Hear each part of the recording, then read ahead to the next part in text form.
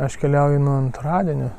Antradienis, trečiadienis, ketvirtadienis, penktadienis ir šeštadienis. 5 dienas miškuose, nemažai apkeliavau, aš susidėjau į automobilio palapinę, įsikėliau kelias cukinijas, pasiėmiau puodą, pasiėmiau kelias kapeikas, kamerą ir nežinojau kur ir kaip išvažiavau. Jeigu labai gerai įsiklausysim į kiekvieną mūsų gyvenime ateinantį ženklą, pamatysim, kad yra kažkokia aukštesnė globojanti jėga, visapimanti, viską žinanti, mus mylinti ir vedanti kažkur į šviesesnę ateitį. Nesunku suprasti, kad mes turim ne tik išoriškai keliauti ir tobulėti,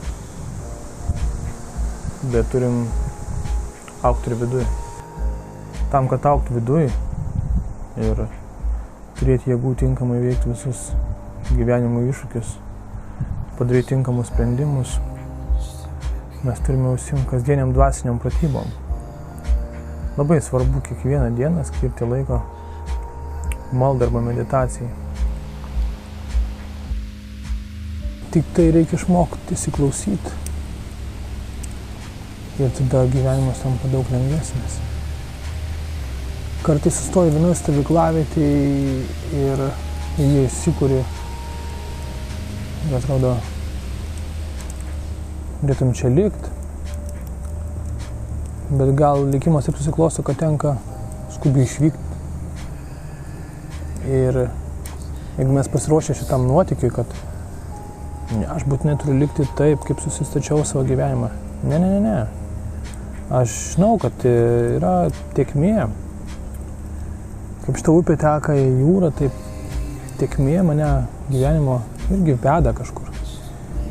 Ir kartais reikia leisti dalykams sugriūt, kartais reikia leisti mūsų gyvenimo įvykiams nusistovėti. Kartais mes kažką išlošim, kartais kažką prarandam, išmokti, prie to neprisirišti. Bet įsiklausyti, kur mus veda, ką mes turim šitoj pamokoje išmokti. Sunkiausia yra ne į daiktus įsikabinti. Štai aš vienuolis, bet vis vien turiu savo kompiuterį.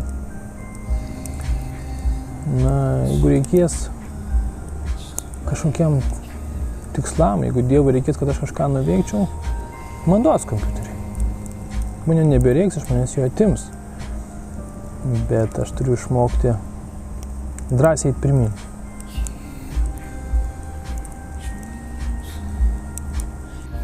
Paskutinis mano kelionės taškas. Nuo šio taško aš keliausiu atgal į civilizaciją, atgal į miestą. Bet tikrai parsinešiu daug savo viduj.